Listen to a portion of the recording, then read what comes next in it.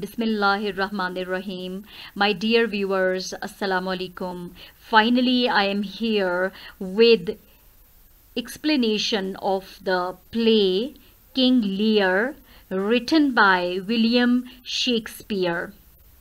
As it has been the demand for many days and months that students need explanation of the play King Lear, so I have prepared it for you today.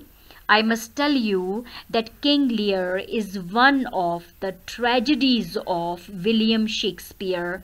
William Shakespeare has written tragedies like Julius Caesar, Macbeth. Similarly, King Lear has a tragic end. What is a tragedy? Tragedy has always a tragic end in which the hero of the novel, hero of the play, or the protagonist of the play always meets a sad end, always meets a tragic end, and it is the characteristic of the tragedies or the plays of tragic plays of William Shakespeare. I must explain it with Urdu translation for the students of Urdu medium as well.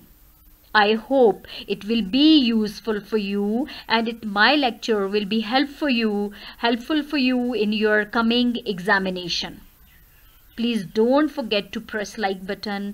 Subscribe कर दें अगर आपने पहले subscribe नहीं किया, और इसको like कर दें. You can write in your comments. Definitely it will encourage me too that my videos are very helpful. They are very beneficial for the students. Thank you so much. Coming to the beginning of the play King Lear. Lear, King of Britain, had 3 daughters. Lear, King Lear, जो कि बर्तानिया का बादशाह था, उसकी 3 बेटियां थीं. Goneril, wife to the Duke of Albany. Goneril was the eldest daughter. Goneril सबसे बड़ी बेटी थी जिसकी शादी अल्बेनी के नवाब के साथ हुई थी. Regan, wife to the Duke of Cornwall.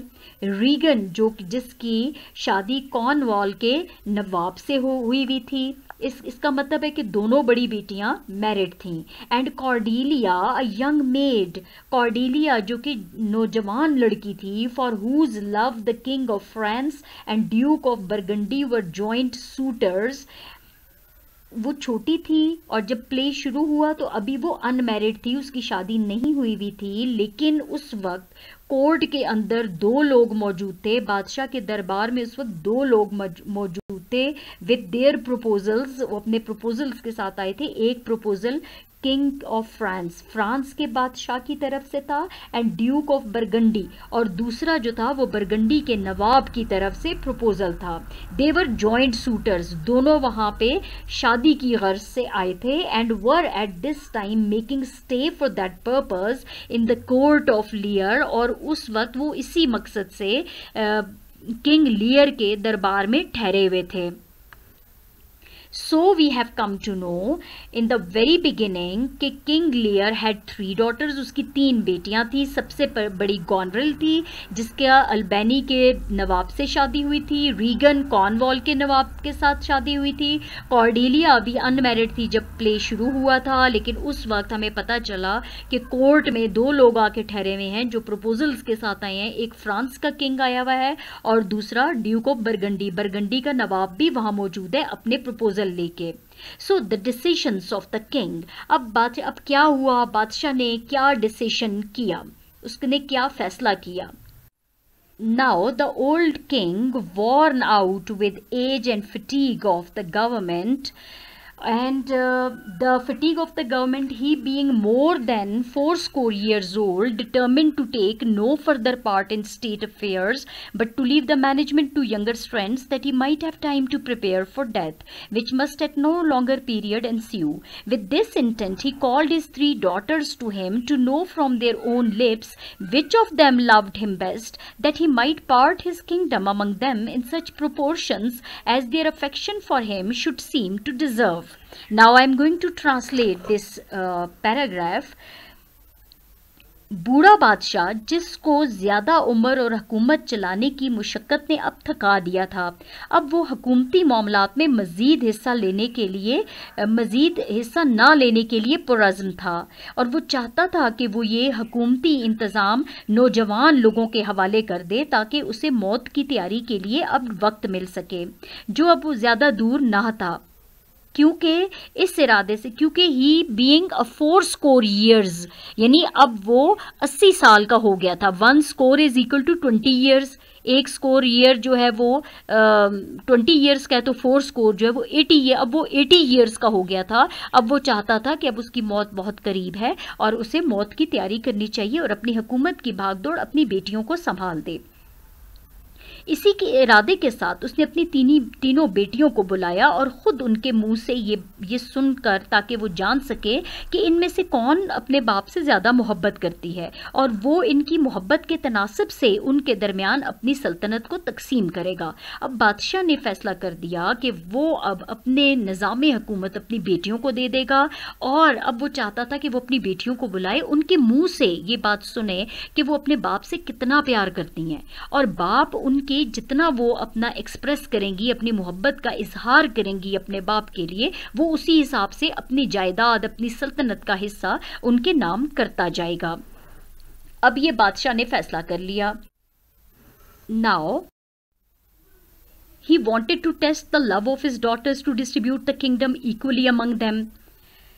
Goneril, the eldest, declared that she loved her father more than words could give out, that he was dearer to her than the light of her own eyes, dearer than life and liberty, with a deal of such professing stuff, which is easy to counterfeit, where there is no real love, only a few fine words delivered with confidence being wanted in that case. The king, delighted to hear from her own mouth this assurance of her love, and thinking truly that her heart went with it in a fit of fatherly fondness, bestowed upon her and her husband 1/3 of his ample kingdom.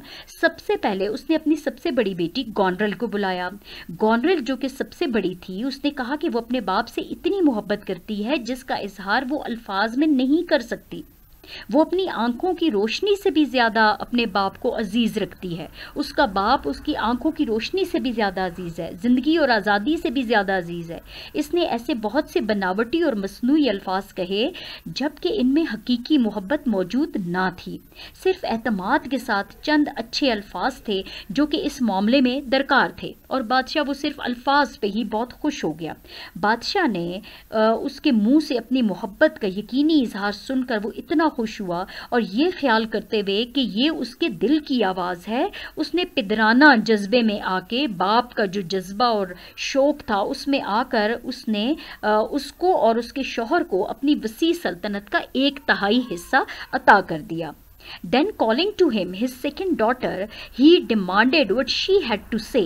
Regan, who was made of the same hollow metal as her sister, was not a whit behind in her professions, but rather declared that what her sister had spoken came short of the love which she professed to bear for his highness, in so much that she found all other joys dead in comparison with the pleasure which she took in the love of her dear king and father.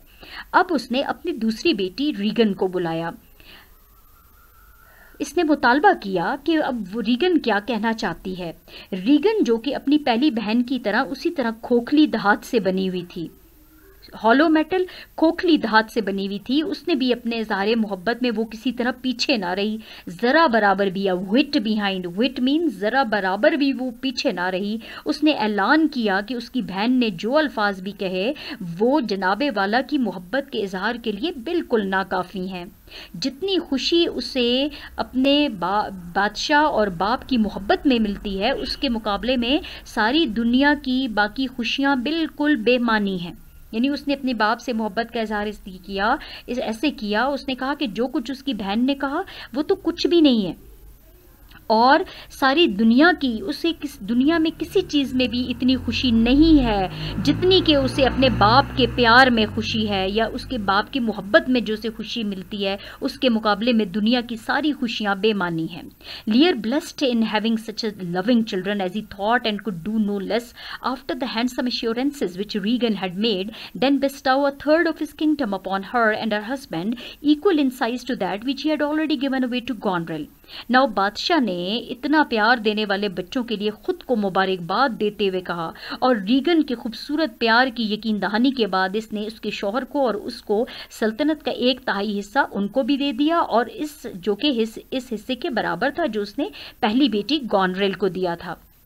Then turning to his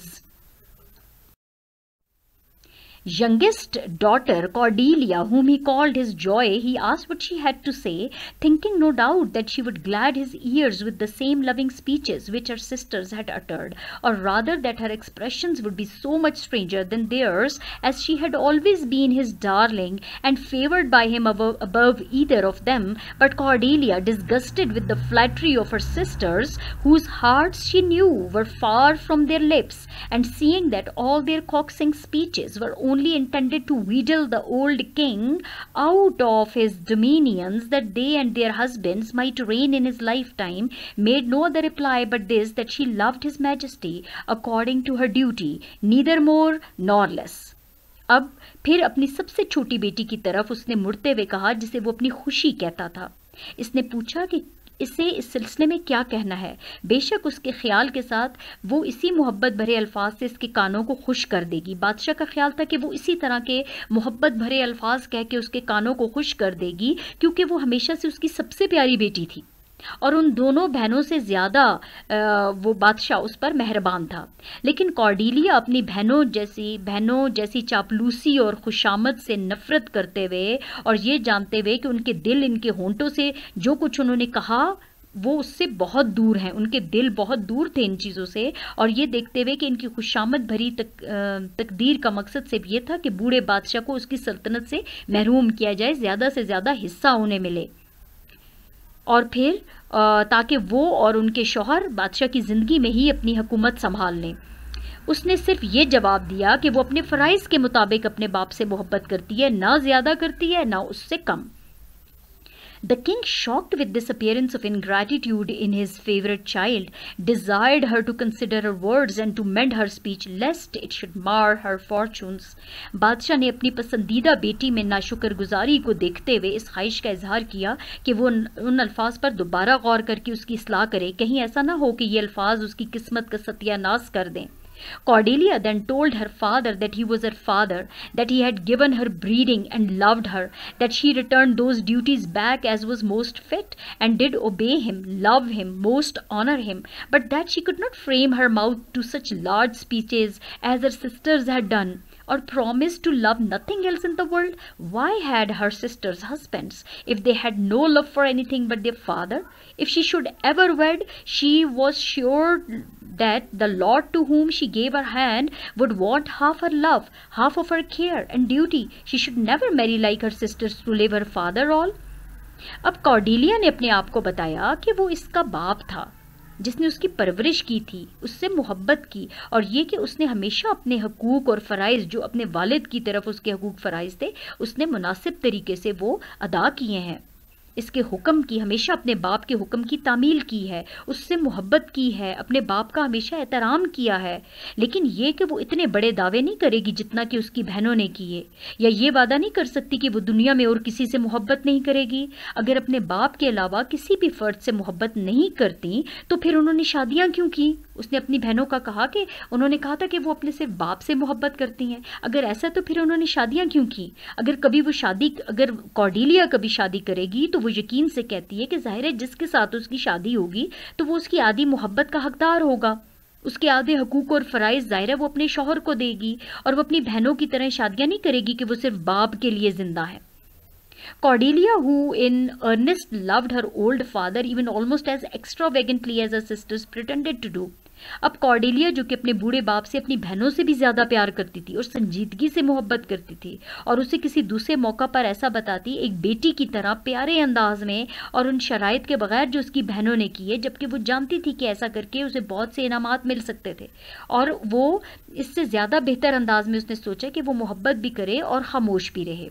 Cordelia ने कहा कि वो तो सच्ची मोहब्बत करती है अपने वालिदैन से, अपने वालिद से, और वो तो इसका इजहार कर भी चुकी है क्योंकि अपने वालिद का सबसे ज़्यादा एहतराम करती है, उसकी इज़्ज़त करती है। तो वो कहती है कि बेहतर है कि मैं इस तरह की अपनी बहनों की तरह खुशामद करने की बजाय चुप रहूं। This put her affection out of suspicion of mercenary ends and showed that she loved but not for gain, and that her professions, the less ostentatious they were. Ostentatious, it comes on the screen before you, showy, designed to impress only. और फिर ये हुआ, but for the gain, and that her professions, the less ostentatious they were, had so much the more of truth and sincerity than her sisters. इसने इसको मुशक्कत को पैसे के लालच के शख्स से बाहर किया और इसने बता दिया कि वो अपने वालिद से मोहब्बत करती थी, मगर वो इसका मकसद कुछ हासिल करना नहीं है, और ये कि उसका इजहार मोहब्बत में दिखावे का अंसर मौजूद नहीं है, बल्कि उसकी मोहब्बत में उसकी बहनों के बरक सच्चाई और खुलूस शामिल था. But this plainness of speech which Lear called pride so enraged the old monarch, who is in the best of times always showed much of spleen and rashness, and in whom the dotage incident to old age had so clouded over his reason that he could not discern truth from flattery, nor a gay painted speech from words that came from the heart, that in a fury of resentment he retracted the third part of his kingdom which yet remained and which he had reserved for Cordelia. He gave it away from her, sharing it equally between her two sisters and their husbands, the Duke of Albany and Cornwall, whom he now called to him, and in presence of all his courtiers, bestowing a coronet between them, invested them jointly with all the power, revenue, and execution of government, only retaining to himself the name of king. All the rest of royalty he resigned, with this reservation, that himself, with the 100 knights for his attendants, was to be maintained by monthly course in each of his daughters' palaces in turn. अब बादशाह ने क्या फैसला किया? इन सीधी सादी बातों ने, जिसको लियर ने गरूर का नाम दिया, उसने कहा कि मेरी छोटी बेटी के अंदर बहुत ज़्यादा गरूर है, जो अपने बाप के लिए मोहब्बत का इजहार नहीं कर सकती. बूढ़े बादशाह को इस कदर तैश आ गया कि उसने अपने अच्छे वक्तों में भी इतनी बदमिजाजी और जल्दबाजी दिखाई थी. यानी ये बादशाह की फितरत थी, वो बहुत बदमिजाज और बहुत जल्दबाज था, और आज भी उसने यही जल्दबाजी दिखाई. और ये कि इसकी अक्ल पर, मतलब बहुत ज़्यादा, इसकी अक्ल पर इसके पागलपन ने, इसके गुस्से ने बहुत ज़्यादा, इसका गुस्सा बहुत ज़्यादा हावी था उसकी अक्ल पर, और वो सच को खुशामद से जुदा नहीं कर सका. वो नहीं समझ सका कि खुशामद क्या है और सच क्या है, और ना ही खुश कर देने वाले अल्फाज जो दिल से अदा किए गए वो उनको ना पहचान सका. और नाराज़गी में, गुस्से में, उसने अपनी सल्तनत का तीसरा हिस्सा जो कॉर्डेलिया के लिए रखा हुआ था उसने वापस ले लिया, और उसने बाकी दोनों बहनों और उनके शोहरों में बराबर तकसीम कर दिया, जिनको अब उसने बुलाया और तमाम दरबारियों की मौजूदगी में उनको छोटा सा ताज देकर मुश्तरका तौर पर इख्तियारात, आमदनी, हुकूमत का इंतज़ाम सब उनके हवाले कर दिया, और अपने लिए सिर्फ बादशाह का नाम छोड़ दिया, और तमाम दूसरे इख्तियारात से वो सबकदोश हो गया. इन तहफ़्फ़ुज़ात के साथ वो खुद और इसकी खिदमतगारों के तौर पर सैकड़ों नाइट सिपाही बारी बारी इसकी बेटियों के महलात में मौजूद रहेंगे. अब बादशाह ने यह फैसला किया कि हुकूमत की भाग दौड़ उसकी बेटियां और उनके शौहर संभालेंगे, और ख़ुद वो बादशाह, लेकिन उसका नाम अभी रहेगा जब तक वो मर नहीं जाता, बादशाह वो खुद ही रहेगा. और फिर लेकिन उसके साथ अभी 100 सिपाही उसके साथ रहेंगे, और फिर 1 महीना वो अपनी बड़ी बेटी के महल में रहेगा अपने 100 सिपाहियों के साथ, और फिर दूसरा महीना वो दूसरी बेटी के घर में 100 सिपाहियों के साथ जाके ठहरा करेगा. So preposterous a disposal of his kingdom, so little preposterous king's decision about Cordelia's fate. अब कॉर्डेलिया की किस्मत के बारे में उसने क्या फैसला किया?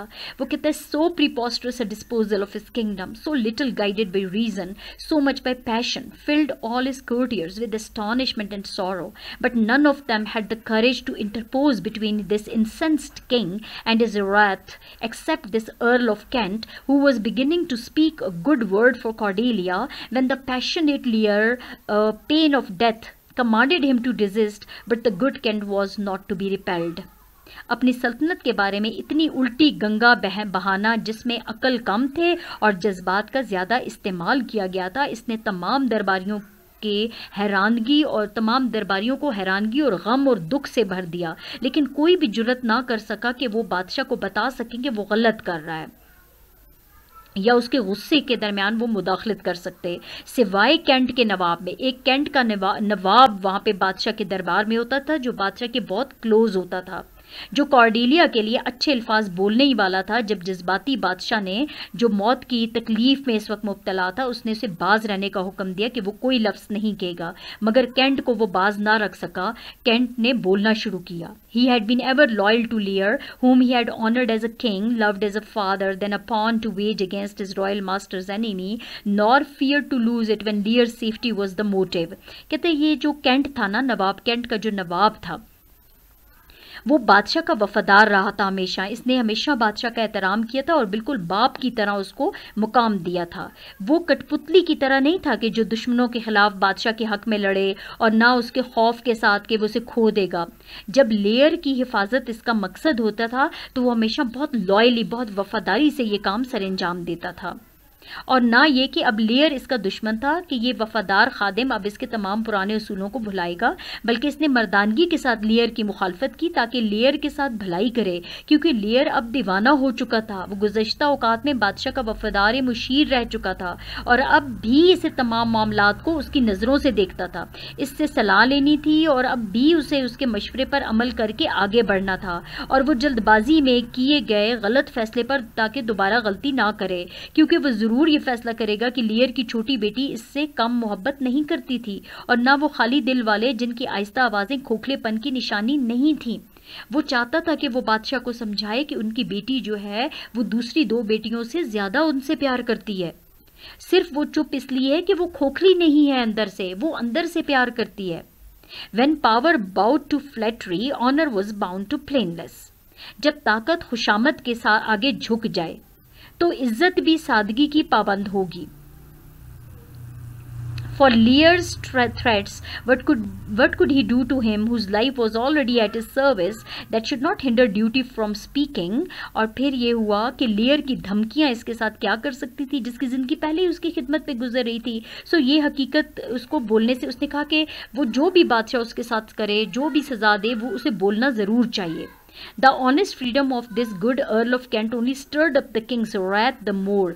जब इसने कैंट के नवाब ने जब बोलना शुरू किया कि वो अपनी छोटी बेटी के साथ गलत कर रहा है, तो इसने बादशाह के गुस्से को और हवा दे दी, और किसी पागल मरीज की तरह, like a frantic patient who kills his physician, एक पागल मरीज की तरह जो अपने ही डॉक्टर को जो उसका इलाज कर रहा होता है उसे मार देता है, बादशाह की उस वक्त वही हालत थी। And loves his mortal disease, और अपनी बीमारी से प्यार करता है।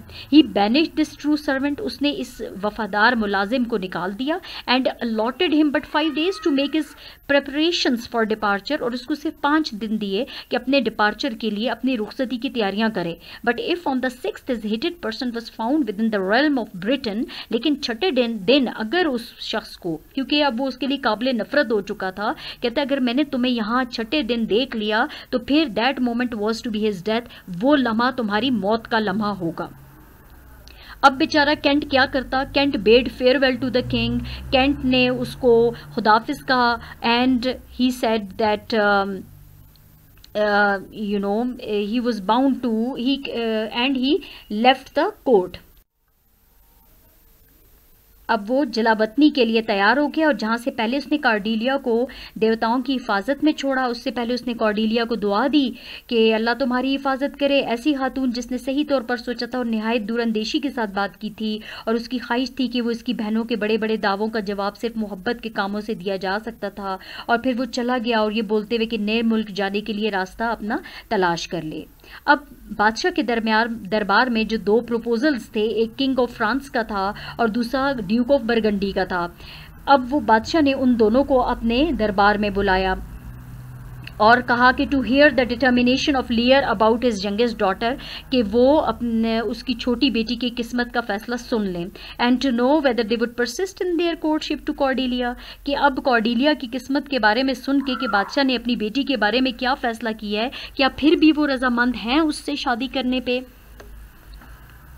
Now that she was under the father's displeasure and had no fortune but her own person to recommend her, and the Duke of Burgundy declined the match and would not take her as wife upon such conditions, but the King of France, understanding what the nature of the fault had been which had lost her the love of her father, that it was only a tardiness of speech and not being able to frame her tongue to flattery like her sisters, took this young maid by the hand, and saying that her virtues were so dowry above a kingdom, bade Cordelia to take farewell of her sisters and husband of her father, though he had been unkind, and she should go with him and be queen of him and of fair France, and reign over fairer possessions than her sisters. And he called the Duke of Burgundy in contempt a waterish duke, because his love for this young maid had in a moment run all away like water. Now see, the king of बादशाह ने France का बादशाह और Duke of burgundy जो थे वो दोनों छोटी बेटी के जो प्रपोजल के लिए आए हुए थे, बादशाह ने उनको बुलाया और उनसे कहा कि अब चूँकि कॉर्डेलिया के पास कुछ भी नहीं है, अब ये खाली हाथ है, तो क्या तुम लोग इससे शादी करना चाहोगे?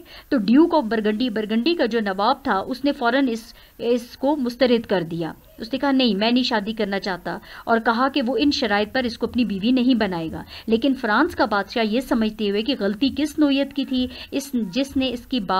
जिसने इसको बाप की मोहब्बत से महरूम कर दिया, वो सिर्फ ज़ुबान की सख्ती थी और ये कि वो अपनी बहनों की तरह अपनी ज़ुबान को खुशामद के अंदाज में नहीं डाल सकती थी। इस नौजवान ने उसका हाथ पकड़ा और कहा कि इसकी शराफत बादशाह से भी ज़्यादा इसका जहेज़ जो है वो इसकी शराफत ही है। इसने कॉर्डेलिया से कहा कि वो बहनों से रुखसत ले और अपने बाप से भी, अगरचे इसने इस पर जुल्म किया था और इसे इस वक्त इसके साथ जाना चाहिए, इसकी मलका बनना चाहिए और खूबसूरत फ्रांस की मलका बन जाए। वो अपनी बहनों से ज़्यादा उस दौलत और जागीर पर हुक्मरानी करेगी। और फिर किंग ऑफ फ्रांस ने ड्यूक ऑफ बरगंडी को बेइज्जत किया और बुज़दिल ड्यूक करार दिया,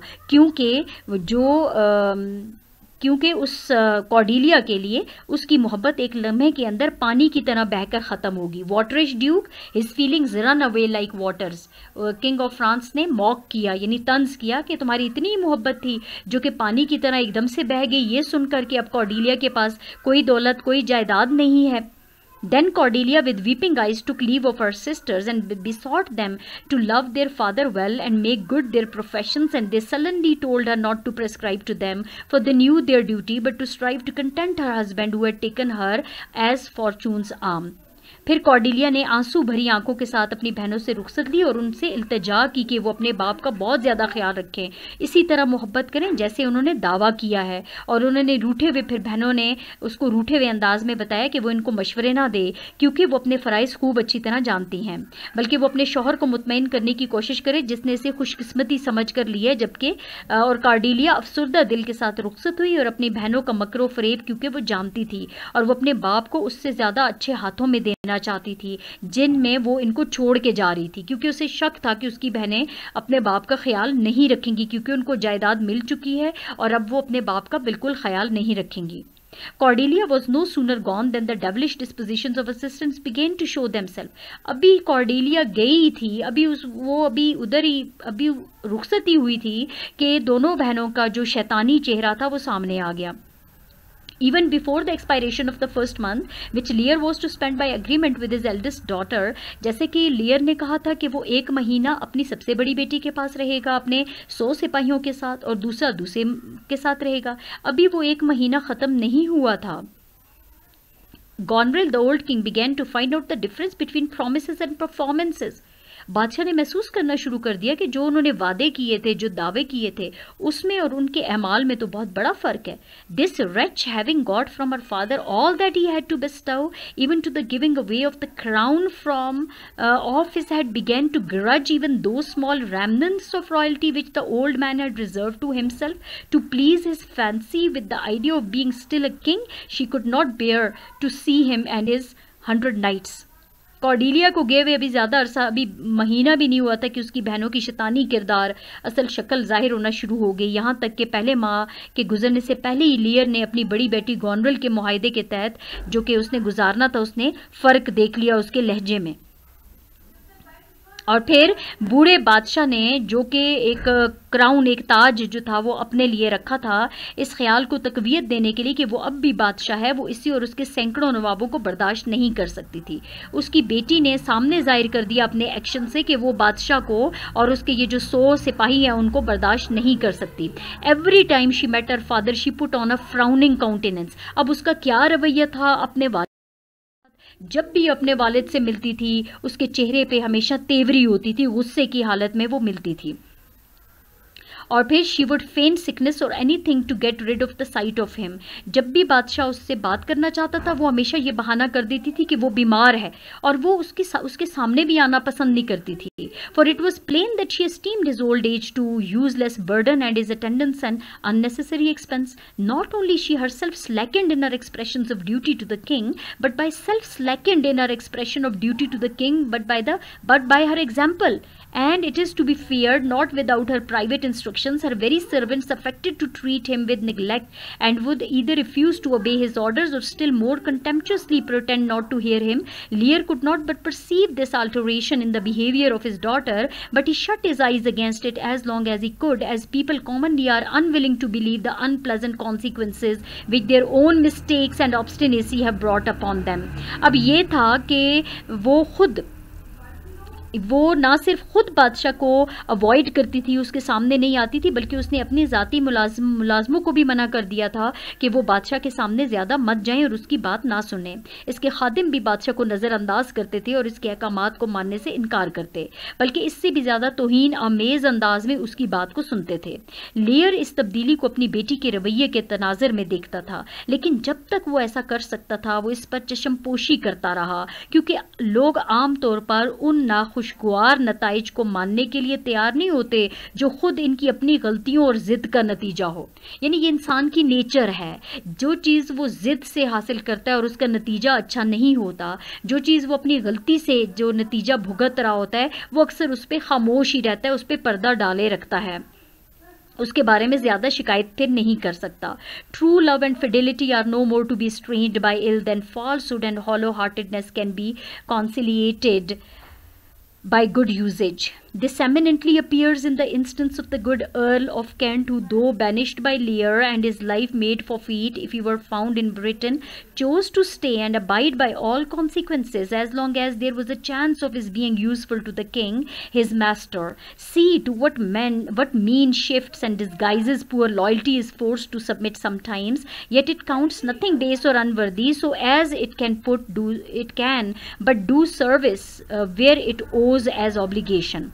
सच्ची मोहब्बत और वफादारी बदसलूकी से इतना बेगाना नहीं बनाती जितना कि झूठ और खोखलापन अच्छे इस्तेमाल से दोस्त बना सकती है।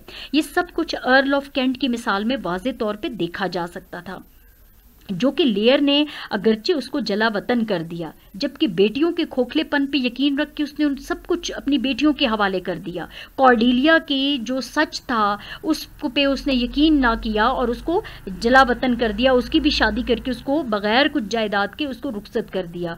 अर्ल ऑफ केंट का जो नवाब उसका बहुत वफादार था, उसने उसको भी जला वतन किया, लेकिन असल वफादारी उसके अंदर थी। उसने ये सोचा कि नताइज भुगन, जबकि उसने कहा कि उसके ये वक्त सही है कि उसे अपने बादशाह के साथ रहना चाहिए, उसके लिए कारामद साबित होना चाहिए। किसी भी गरीब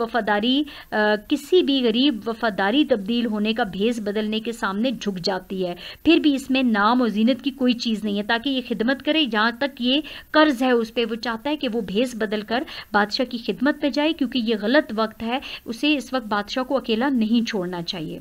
In the disguise of a serving man, all his greatness and pomp laid aside, this good earl proffered his services to the king, who, not knowing him to be Kent in that disguise, but pleased with a certain plainness, or rather, bluntness in his answers, which the earl put on, a bargain was quickly struck, and Lear took Kent into his service by the name of Caius, as he called himself, never suspecting him to be his once great favourite, the high and mighty Earl of Kent.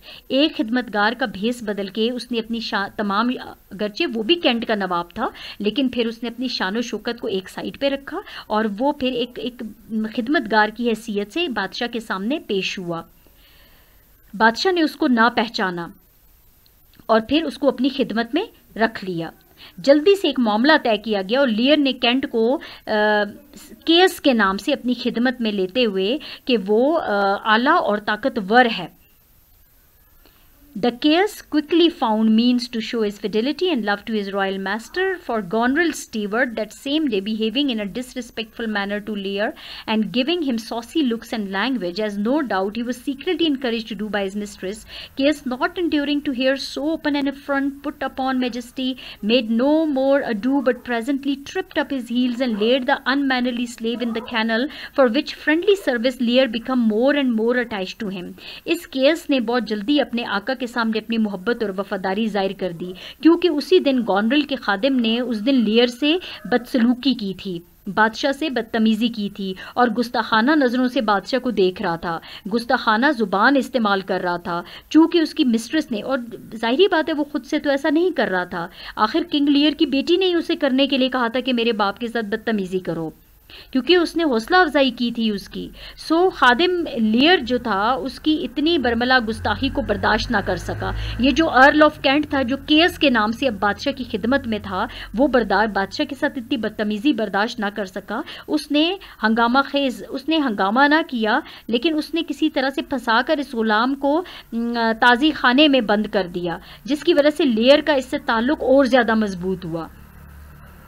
अब ये हुआ कि यानी उसने उसको उठाया और जो डॉग का कैनल था उसके अंदर उसने उस बदतमीज़ मुलाजिम को बंद कर दिया। इस तरह बादशाह बहुत खुश हुआ और केस के साथ और ज़्यादा अटैच हो गया।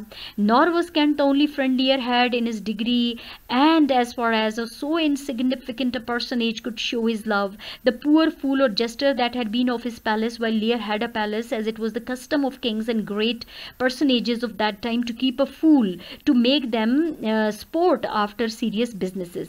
ना सिर्फ कैंट लियर का दोस्त था, बल्कि अहम शख्सियत उसकी मोहब्बत को भी हासिल कर सका।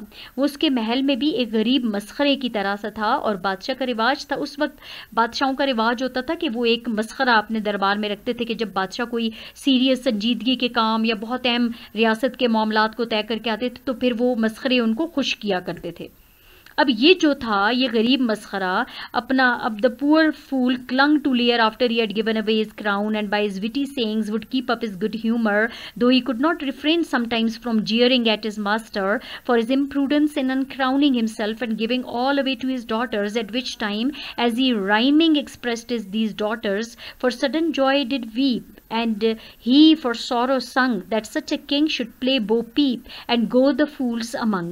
ये गरीब मस्खरा अपना ताज हवाले करने के बाद बादशाह से चिमट गया और अपनी होशियाराना बातों से बादशाह को खुश रखता था, बल्कि बाज़ औक़ात तो अपने आका का मजाक उड़ाने से भी बाज ना आता। किसी तरह उसने ताज हवाले करके सब कुछ, जैसे कि क्योंकि बादशाह ने अपना ताज जो है वो अपनी बेटियों के हवाले कर दिया, अब उसके पास कुछ ना रहा, तो वो अक्सर ये जो केस था ये गाया करता था और कहता था अचानक खुशी के लिए वो रोया और उसने गम के लिए गाया कि ऐसे बादशाह को आंख मचोली खेलनी चाहिए और बेवकूफ़ों के दरमियान जाना चाहिए। यानी वो जो कहता है कि that such a king should play बो पीप, ऐसे बादशाह को तो अब आंख मचोली खेलनी चाहिए, क्योंकि वो तो अपना सब कुछ दे चुका है, अब उसके पास कुछ नहीं रहा। And go with the fools among, और जाए और बेवकूफ़ लोगों के दरमियान बैठे।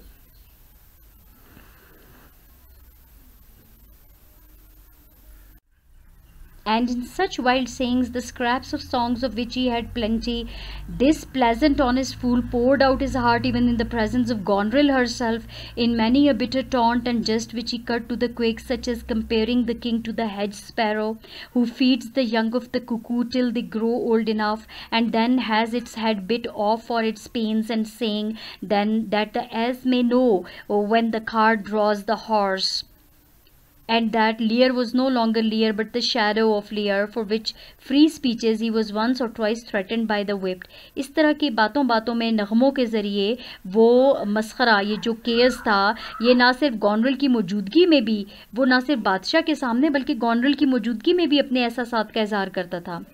तो बादशाह का वो बादशाह को एक बंद चिड़िया के साथ उसका मवाजना करता था कि जो कि कोयल के बच्चों की परवरिश करती है, यहाँ तक कि वो काफ़ी बड़े हो जाते हैं और फिर इसकी तकलीफ़ के लिए ख़ुद को तैयार करके रखे, कि जिस तरह एक गधा जानता है कि जो छकड़ा है पीछे उसको घोड़े के साथ कब बांधा जाता है कि घोड़ा आगे चलता है और वो पीछे उस छकड़े को खींचता है, मतलब ये कि लियर की बेटियां जिनको पीछे चलना चाहिए था वो बाप के आगे आगे चल रही हैं, और लियर अब मजीद बादशाह नहीं था बल्कि अब बादशाह का एक साया रह गया था वहाँ पे। इन आज़ादाना इज़हार ख्याल के लिए एक दो दफ़ा तो गॉनरेल ने उसको धमकी भी दी थी कि वो उससे बहुत बुरी तरह से पिटेगा।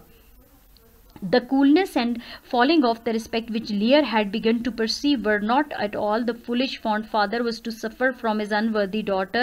She now plainly told him that his staying in her palace was inconvenient so long as he insisted upon keeping up an establishment of 100 knights, that this establishment was useless and expensive and only served to fill her court with riots and feastings, and she prayed him that he would lessen their number and keep none but old men about him such as himself, and that fitting his old age. अब तो उसकी बेटी ने साफ अल्फाज में उसको कह दिया, उसने कहा कि महल में इसका क़याम उस वक्त तक मुश्किल है जब तक वो सैकड़ों खादमों की मौजूदगी पर जोर देगा, और ये कि ये बहुत महंगा काम है। उसने इसके दरबार को सिर्फ दंगा फसाद और ज़ियाफ़तों से भर दिया है कि इन सिपाहियों का और कोई काम नहीं है, हर वक्त दंगा फसाद करते हैं और खाते पीते रहते हैं। उसने बादशाह से कहा कि वो इनकी तादाद को कम करे, ये 100 सिपाहियों की तादाद को घटा दे और सिर्फ इन मोमर अफराद को रहने दें जो कि इसके हम उम्रों और इस उम्र के लिए मुनासिब और मौजू हों। सिर्फ चंद अफराद को अपने साथ रखे, और वो भी बूढ़े जो इसकी एज के हों, ताकि वो उनको कंपनी दे सके बादशाह को, बाकी सब सिपाहियों को निकाल दिया जाए। Now Lear at first could not believe his eyes or ears. पहले तो लियर को अपनी आंखों और कानों पर यकीन न आया कि उसकी बेटी उससे ये अल्फाज और इतने बुरे अल्फाज से, बुरे अंदाज से मुखातिब है, और ये भी यकीन ना कर सका कि वो जिसने बादशाह से ताज हासिल कर लिया इसके खराजात को कम करने का मुतालबा कर रही है और इसके मोमर होने की वजह से इसकी इज़्ज़त करती थी, लेकिन अब नाजायज़ मुतालबात पर डटी हुई है। और बूढ़े बादशाह का गुस्सा इतना बढ़ गया कि उससे कहा कि ये नाकाबिले नफ़रत चील है। उसने कहा कि ये तो एक ऐसी चील है जो नाकाबिले नफ़रत है, और उसने कहा कि इसने गलत बात कही है और दर हकीकत ऐसा ही किया है क्योंकि ये तमाम अब बहुत अच्छे रवैये और संजीदा और सलीके वाले थे और फ़राइज़ की अंजामदेही के सब तरीक़ों से वाकिफ़ थे, और वो उसकी बेटी की तरह हंगामा फसाद और ज़ियाफ़तों वाले नहीं थे। उसने कहा कि मेरे सिपाही जो हैं वो दंगा फसाद नहीं करते बल्कि बहुत ही सोबर, बहुत ही संजीदा किस्म के लोग हैं जो कि बादशाह की हिफाजत पे मामूर हुए में हैं। और उसने कहा कि अब वो उसकी बेटी की हिम्मत कैसे हुई कि वो ये कह रही है कि सब जो हैं वो फीस्टिंग्स के लिए इकट्ठे में, राइट्स के लिए इकट्ठे में। Riots mean disturbance of peace by a crowd, और feastings क्या, eat and drink in large quantity। और फिर लियर ने सोचा, and Lear thought to himself how small the fault of Cordelia now appeared in comparison with her sisters, and he wept and then he was ashamed that such a creature as Goneril should have so much power over his manhood as to make him weep। और अब लियर ने सोचा कि उसकी छोटी बेटी की गलती इसकी दूसरी बहनों की गलती के मुकाबले में कितनी मामूली दिखाई दे रही थी, और वो रोने लगा। और फिर वो इस बात पर शर्मिंदा हुआ कि Goneril जैसी मखलूक को इतनी ताकत हासिल हो गई है कि जिसने उसे, वो इतना बहादुर मर्द है और उसे रोने पे मजबूर कर दिया। उसकी बेटी के अंदर इतनी ताकत आ गई है कि उसने अपने बाप को, जो एक बहुत शान और शौकत का मालिक था, उसे रोने पे मजबूर किया। अब ये था कि वो चाहता था कि अब वो रीगन की तरफ जाए। Regan and husband were keeping their court in great pomp and state. Regan और उसके शौहर अपने महल में बड़ी शान और शौकत के साथ उन्होंने दरबार लगाया हुआ था। और फिर लियर ने अपने खादिम को एक ख़त दिया कि वो लेके जाए और रीगन को बताए। बादशाह ने अपने एक खादिम को ख़त दिया कि वो जाए और रीगन को बताए कि उसका बाप, वो अपने बाप के इस्तिकबाल के लिए ख़ुद को तैयार रखे क्योंकि उसका बाप और उसका काफ़िला आ रहे हैं। But it seems that Goneril had been beforehand with him, sending letters also to Regan, accusing her father of waywardness of ill humors।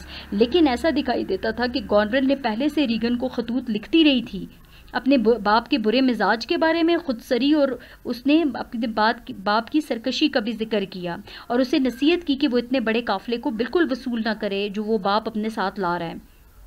This messenger arrived at the same time with Chaos, and he met, and who should it be, the Chaos' old enemy, the steward whom he had formidably tripped up by the heels for his saucy behavior to Lear। ये कासिद और Chaos दोनों एक ही वक्त पे पहुंचे, दोनों एक दूसरे से मिले। जाहिर है ये वही Chaos ने, वो जो बदतमीज़ मुलाजिम था जिसको Chaos ने कैनल में डाल दिया था, अब ये दोबारा वही था। Chaos, not liking the fellow's look and suspecting that what he came for, began to revile him and challenged him to fight, which the fellow refusing, Chaos, in a fit of honest passion, beat him soundly, as such a mischief maker and carrier of wicked message deserved, which coming to the ears of Regan and her husband, they ordered Chaos to be put in the stocks, though he was a messenger from the king, her father, and in that character demonstrated the highest respect, so that the first thing the king saw when he entered the castle was his faithful servant Chaos sitting in that disgraceful situation. Chaos इस साथी को पसंद ना किया और उस पर शक किया कि ये किस लिए यहाँ आया है। केस ने उसे गालियाँ देना शुरू कर दी और लड़ाई के लिए पुकारा। केस ने जज्बात में आकर इसे खूब मारा और जबकि ये खबर जब रीगन और उसके शौहर के कानों तक पहुँची तो उन्होंने केस को तहखाने में बंद करने का हुक्म दे दिया। और अगरचे इसके बाप बादशाह की तरफ से एक अहम कासिद था और इस हैसियत में वो ज़्यादा एहतराम का हकदार था, लेकिन जब बादशाह महल में दाखिल हुआ तो उसने सबसे पहले तो अपने वफादार खादम केयस को ऐसी तोहीन आमेज़ हालत में बैठा हुआ देखा। This was but a bad ओमन।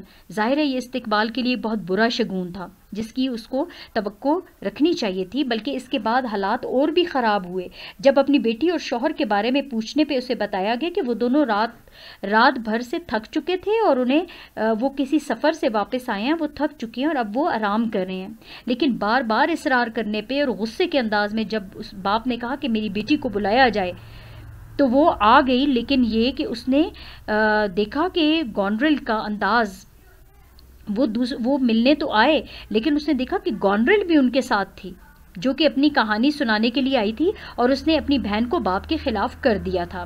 This sight much moved the old man and still more to see Regan taken her by the hand and he asked Goneril if she was not ashamed to look upon his old white beard. इस मंजर ने बूढ़े बाप को बहुत ही गुस्सा दिलाया। मजीद ये कि रीगन को देखने के लिए उसे हाथ से पकड़ा और उसने गॉनरेल से पूछा कि क्या उसे सफ़ेद दाढ़ी वाले बाप को देख के भी शर्म नहीं आती। और रीगन ने उसे मशवरा दिया कि वो गॉनरेल के साथ, रीगन ने अपने बाप से कहा, she advised him to go again with Goneril and live with her peaceably, dismissing half of his attendants and to ask her forgiveness, for he was old and wanted discretion, must be ruled and led by persons that had more discretion than himself. कहते हैं कि Regan ने साथ अपने बाप को यह मशवरा दिया कि वो वापस चला जाए गॉनरेल के साथ और आराम से और पुरम तरीके से वहाँ पे गॉनरेल के साथ रहे, क्योंकि वो बूढ़ा है, अब उसकी मर्जी नहीं चलनी चाहिए। अब तो उन लोगों की हुक्मरानी होनी चाहिए जो इससे ज़्यादा मर्जी और इख्तियार के मालिक हैं। And Lear showed how preposterous that would sound if he were to down on his knees and beg of his daughter for food and remnant and he argued against. फिर अब लियर अब वो वापस जाएगा और फिर अपने खुराक के लिए, खाने के लिए और कपड़ों के लिए अपनी बेटियों के सामने झुकेगा, उनसे मांगेगा, सवाल करेगा। और उसने गैर फितरी निसारी के ख़िलाफ़ दलाइल दी और वाज़े किया कि कभी भी उसके साथ वापस नहीं जाएगा, बल्कि वो रीगन के साथ ही रहेगा। इस पे इसके पास 100 नवाब हैं, जो कि इसने कहा कि इसने आधी सल्तनत को नहीं बुलाया जिसने इसने अपनी बेटी को अता किया, और ये कि इसकी आंखें गॉनरेल की तरह सख्त नहीं बल्कि नर्म और मेहरबान है। इसने अपनी बेटी से कहा कि तुम गॉनरेल की तरह इतनी सख्त नहीं होगी।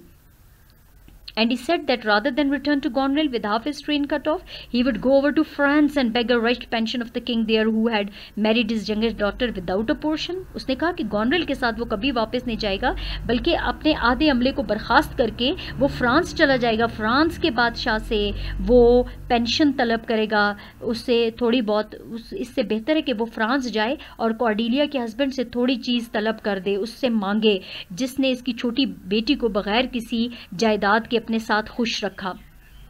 But he was mistaken in expecting kinder treatment Regan than he had experienced from her sister Goneril. Willing to undo her sister in unfilial behavior, she declared that she thought 50 nights too many to wait upon him, that 5 and 25 were enough. लेकिन Regan से ज़्यादा मेहरबानी की सलूक की तवक्को रखने में उसने गलती की। इसे सलूक के मुकाबले में जो उसकी बहन ने उसके साथ रवा रखा था, उसने अपनी बहन से ख़राब रवैये में सबकत ले जाने में वो पीछे ना रही। उसने कहा कि 50 सिपाही भी इसकी खिदमत के लिए बहुत हैं, बल्कि 50 भी नहीं, 25 भी बहुत ज़्यादा हैं। Then Lear became so disappointed, turned to Goneril, and he said, While he was decidedly threatening what his weak arm could never execute, night came on, and a loud storm of thunder and lightning with rain, and his daughters still persisting in their resolution not to admit his followers, he called for his horses and chose rather to encounter the utmost fury of the storm abroad than stay under the same roof with these ungrateful daughters, and they saying that the injuries which wilful men procure to themselves are their just punishment, suffered him to go in that condition and shut their doors upon him. जबकि वो इन कामों के बारे में फजूल तौर पर धमकियां दे रहा था, जो इसके कमज़ोर बाजू कभी भी ना, वो अपनी बेटियों को गुस्से में धमकी दे रहा था, लेकिन जाहिर है वो इतना कमज़ोर हो चुका था, वो कैसे ये सब करता। सो रात आ गई, बहुत तेज़ आंधी चलने लगी गरज चमक के साथ, और इसकी बेटियां भी इस बात पे डटी हुई थी कि वो अपने ये जो सिपाही हैं वो उनको निकाल दें। उसने अपने घोड़े बुला लिए और बाहर शदीद आंधी के गुस्से का मुकाबला करने का इरादा कर लिया। उसने कहा कि वो बाहर निकल जाएगा। शदीद आंधी और तूफ़ानी रात थी, लेकिन वो बाहर निकल गया। बजाय अपनी बेटियों के साथ एक छत के नीचे क़याम करने के, उसने कहा ये बेहतर है कि मुझे बाहर जाना चाहिए, क्योंकि जो लोग अपनी मर्ज़ी से ख़ुद को तकलीफ़ देते हैं उनकी जायज़ सज़ा यही है। यानी वो अपने आप को कोसता है कि ये मेरी ही गलती है, मैंने इनको सारी जायदाद सब कुछ इनके हवाले कर दिया, अब ये मेरी यही सज़ा है कि मैं जाऊं और बाहर तूफ़ानों में फिरूं। उन्होंने इसी हालत में, और बेटियों ने उसे रोका भी ना, इसी हालत में उसे जाने दिया और उसके पीछे दरवाजे बंद कर दिए। Up the winds were high and the rain and storm increased when the old man sallied forth to combat with the elements, less sharp than his daughter's unkindness. For many miles about there was scarce a bush, and thereupon a heath exposed to the fury of the storm in a dark night. But he sallied forth. बहुत तेज़ हवा थी, बारिश और तूफ़ान बढ़ता गया, और बूढ़ा आदमी इन अनासिर के साथ मुकाबला करने के लिए आगे बढ़ा जो कि इसकी बेटियों के जुल्म और बेरहमी से ज़्यादा शदीद नहीं थे। कई मीलों तक उसने देखा कि बहुत कम झाड़ियाँ थीं। बंजर इलाके में इस तारीक रात में तूफ़ान की शिद्दत का उसे सामना था। घूमता फिरता रहा, गरज चमक और हवाओं को खातिर में ना लाते हुए आगे बढ़ता रहा। इसने हवाओं से कहा कि वो ज़मीन को समंदर में उड़ा कर ले जाए, और वो समंदर की मौजों को फैलाकर यहाँ तक कि वो ज़मीन को डुबो दे, ताकि ज़मीन पर इंसानों की तरह गैर एहसानमंद और नाशुक्रगुजार जानवरों के नाम और नामो निशान भी बाकी ना रहें। The old king was now left with no other companion than the poor fool, who still abided by him with his merry conceit, striving to outjust misfortune, saying it was but a naughty night to swim in, and truly the king had better go in and ask his daughter's blessings.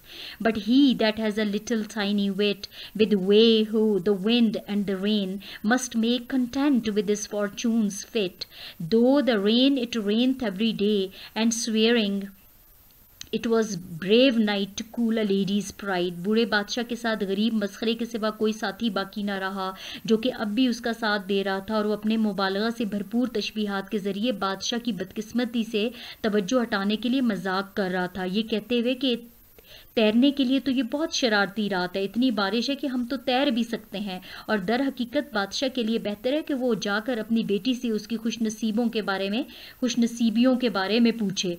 लेकिन वो जो एक बहुत छोटा सा लतीफ़ अक्ल वाला था, जिंदा दिली हवा और बारिश के साथ अपनी खुशकिस्मती को ज़रूर मौजू बनाना चाहिए। अगर बारिश हो इसी तरह बरसती हो, और ये कसम खाते हुए कि ये खातून के गरूर को कम करने के लिए एक बहादुर रात है।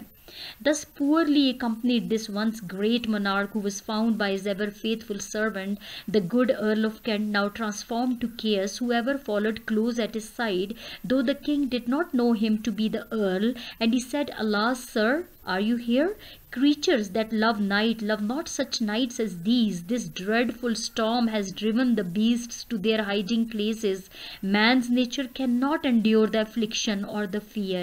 इस अजीम बादशाह को और इसके साथ वफादार साथी यानी अर्ल ऑफ कैंट ने पाया, जो अब केयस बन गया था, जो कभी इसके पहलू में था। अगरचे बादशाह ने इसे नवाब की हैसियत से नहीं पहचाना और कहा, अफसोस जनाब, क्या तुम यहाँ हो? मखलूक़ात जो रात को पसंद करती हैं, ऐसी मखलूक़ात जो रात को निकलती हैं, लेकिन ऐसी रातों से भी वो भी मोहब्बत नहीं करती। इस खौफनाक तूफ़ान ने जानवरों को भी छुपने की जगह महदूद कर दिया है।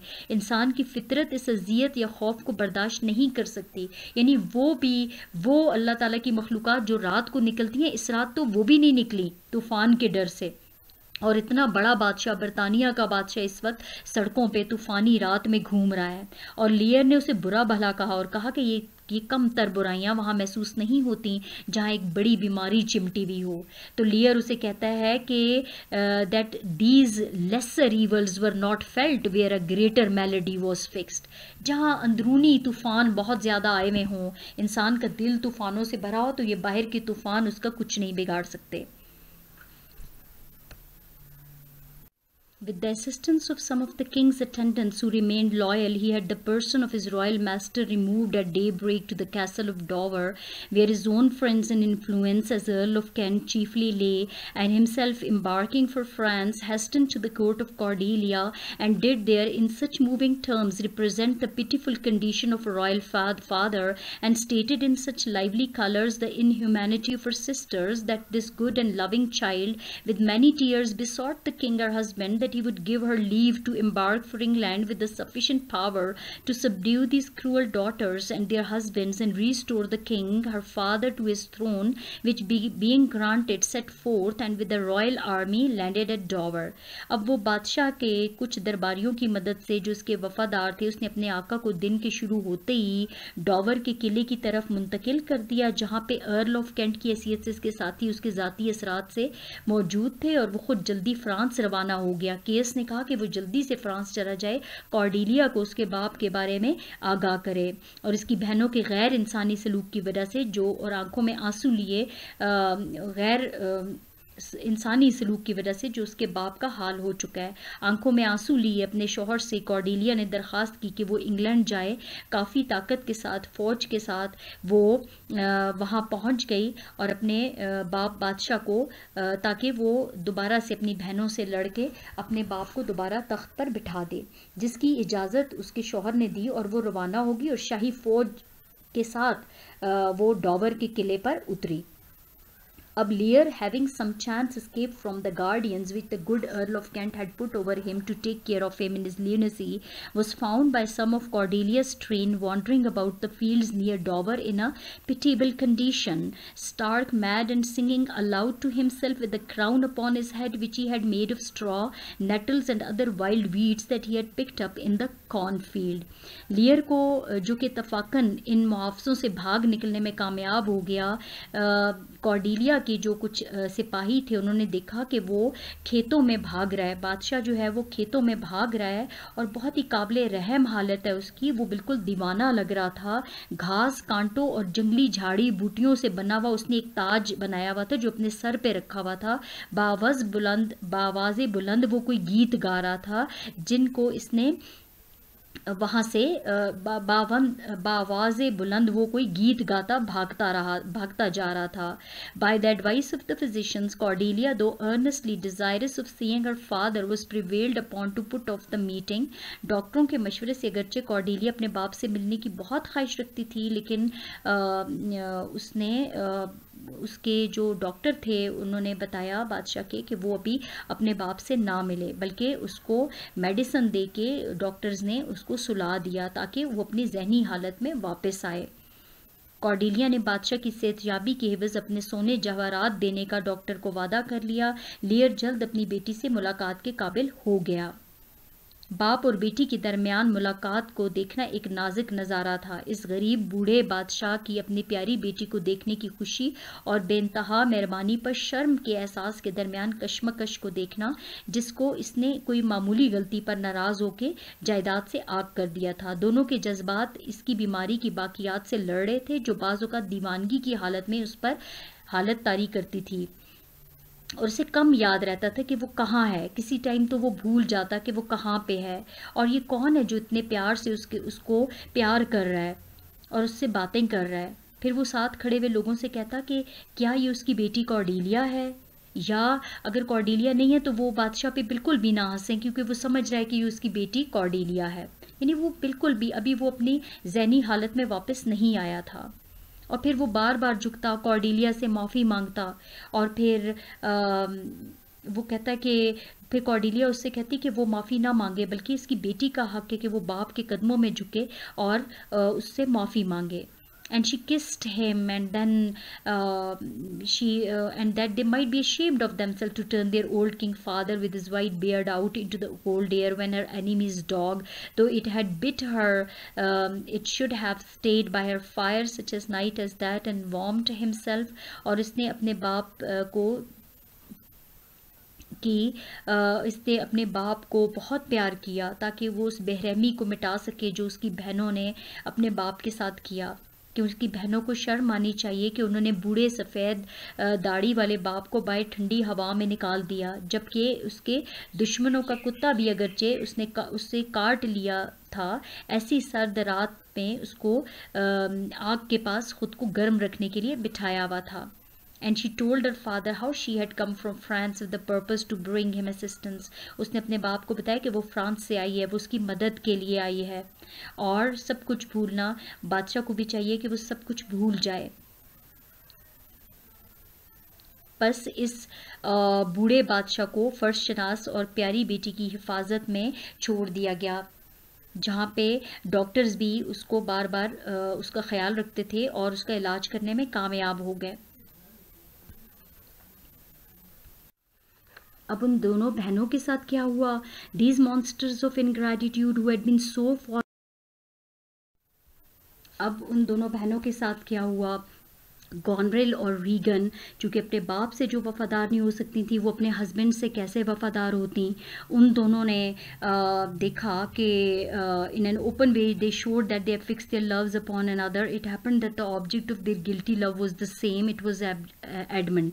दोनों एक बंदे से प्यार करने लगी जिसका नाम एडमंड था, जो कि अर्ल ऑफ ग्लुकेस्टर, ग्लुकेस्टर का जो नवाब था उसका एडॉप्टेड सन था, और जिसने अपने धोखेबाजी से अपने जो एडगर, उसका जो उस अर्ल ऑफ ग्लुकेस्टर का जो असल बेटा था, उसको उसकी जायदाद से आग कर दिया, उसकी जायदाद छीन ली. And you know by his wicked practices he was now earl himself. वो खुद अर्ल बन के बैठ गया. तो अब ये दोनों बहनें जो हैं वो एक उस एडमंड से प्यार करने लगी. It following about this time the duke of Cornwall, Regan's husband died. ऐसा हुआ कि रीगन का हस्बैंड जो नेचुरल डेथ वो मर गया, तो रीगन ने फ़ौरन अपनी इंटेंशन, अपना इरादा बना लिया कि वो एडमंड से शादी करेगी. लेकिन गॉनरेल इसको बर्दाश्त ना कर सकी. गॉनरेल ने अपनी बहन को जहर दे दिया और वो मर गई. जब गॉनरेल के हस्बैंड को पता चला तो उसने गॉनरेल को बंद कर दिया, और फिर गॉनरेल ने वहीं कैद खाने में अपने आप को खुद ही जहर दे दिया. She put an end to her own life. Thus the justice of heaven at last overtook these wicked daughters. अब ये हुआ कि फिर Cordelia, while the eyes of all men were upon this event, admiring the justice displayed in their deserved deaths, the same eyes were suddenly taken off from this sight to admire at the mysterious ways of the same power in the melancholy fate of the young and virtuous daughter, Lady Cordelia, whose good deeds did seem to deserve a more fortunate conclusion. अब ये हुआ कि गॉनरेल and Regan जो थे, उन्होंने अपनी armies को, अपनी फ़ौजों को कहा कि वो कॉर्डेलिया की फ़ौज को शिकस्त दें, और उन्होंने कॉर्डेलिया को उनकी फ़ौज ने गिरफ्तार कर लिया. कॉर्डेलिया जो थी वो अब उन्होंने उसको Cordelia, by practice of this wicked earl who did not like that any should stand between him and the throne, ended her life in prison. Thus heaven took this innocent lady. Now her life was taken. In the Lear did not long survive this kind child.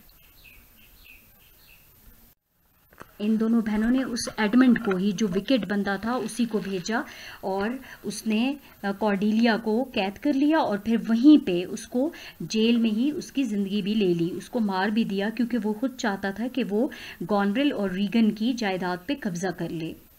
Before he died, the good Earl of Kent, who had still attended his old master's steps from the first of his daughter's ill usage to his sad period of decay, tried to make him understand that it was he who had followed him under the name of Chaos.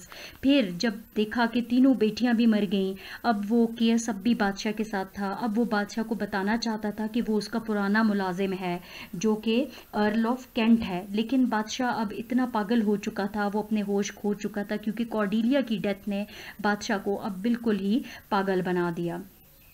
और बादशाह फिर भी ना समझ सका उसकी बात को, तो फिर कियस ने रहने दिया। उसने कहा कि अब कोई फ़ायदा नहीं है बादशाह को ये सब बताने का। So Kent thought it needless to trouble him with explanations and Lear soon after expiring. और फिर बादशाह की भी डेथ हो गई और उसके फ़ौरन बाद ये जो वफ़ादार मुलाजिम था ये भी ज़्यादा देर तक सर्वाइव ना कर सका।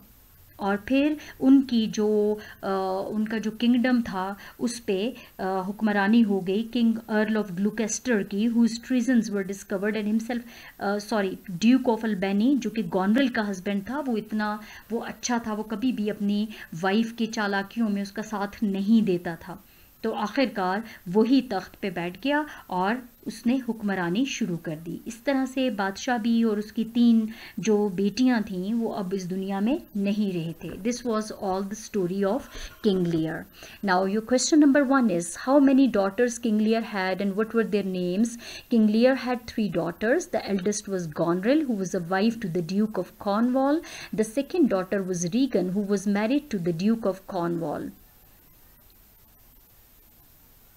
To the Duke of Burgundy. Regan was married to the Duke of Burgundy. The youngest daughter was Cordelia, a young maid who was unmarried in the beginning of the novel, but there were 2 proposals for her in the court, one from the King of France and the other from the Duke of Burgundy. Later she was married to the King of France. Question number 2. What did the old king decide to do before his death?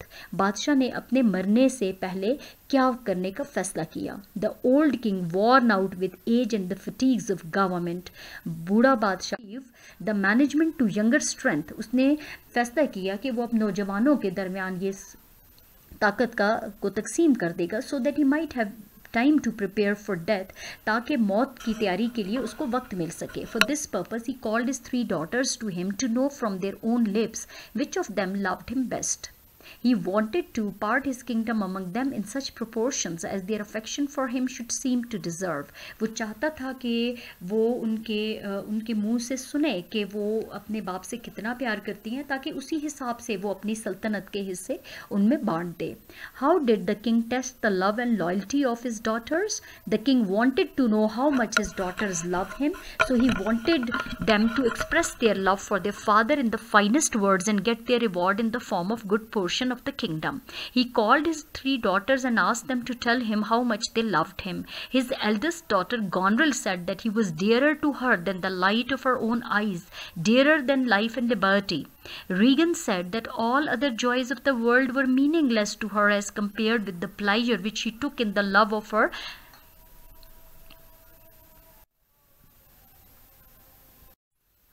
dear king and father, while Cordelia told him plainly that she loved him according to her duty, neither more nor less.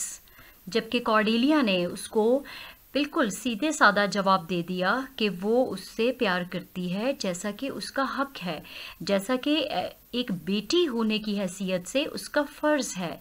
neither more nor less, उससे ना ज़्यादा ना उससे कम.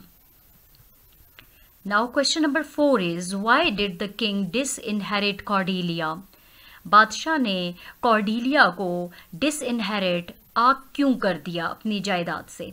The king disinherited Cordelia because she could not flatter her father like her sisters. क्योंकि वो अपने बाप को अपनी बहनों की तरह अपने बाप की खुशामद ना कर सकी.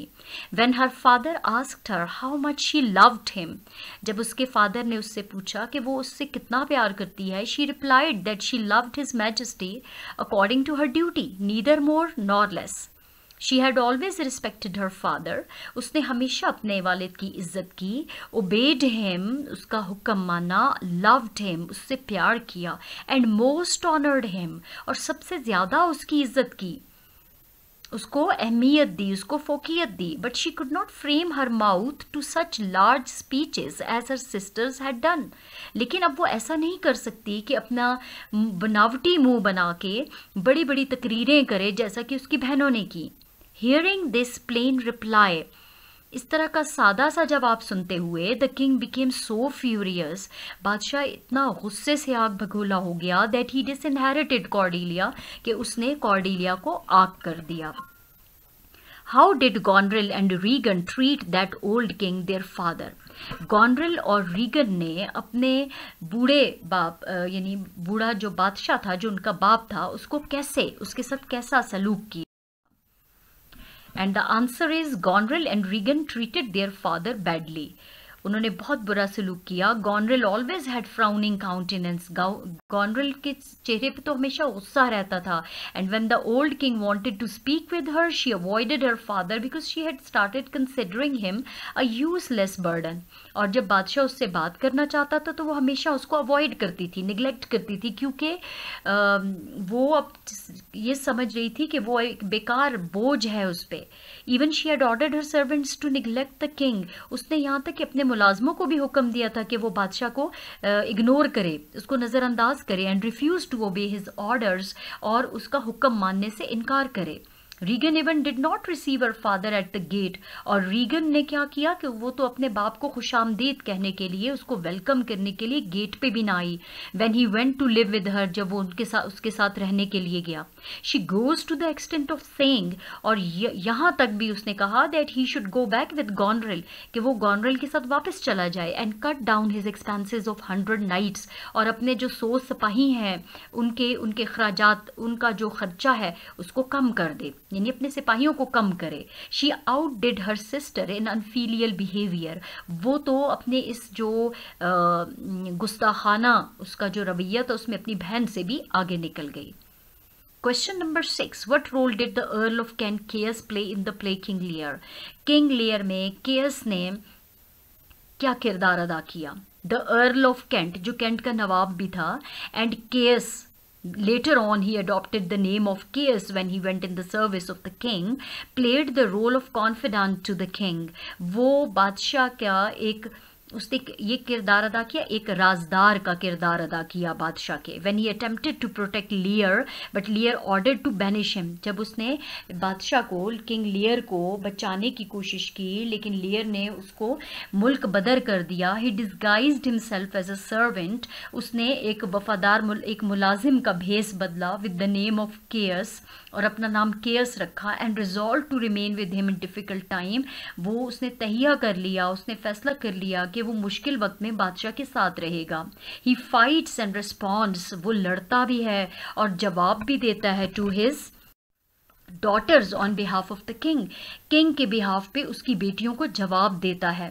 And when the king dies at the end, और जब बादशाह आखिर में मर जाता है, this faithful Caius thinks that is job on the earth had ended.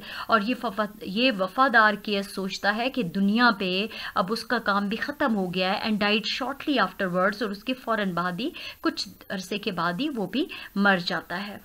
Question number 7 is, how did Cordelia take care of her father in his last days? आखिरी दिनों में कॉर्डेलिया ने अपने बाप के का कैसे ख्याल रखा? Cordelia took great care of her father. She called the best physicians of the country. उसने मुल्क के बेहतरीन डॉक्टरों को बुलाया and promised them all her jewels and gold if they could restore her father back to health.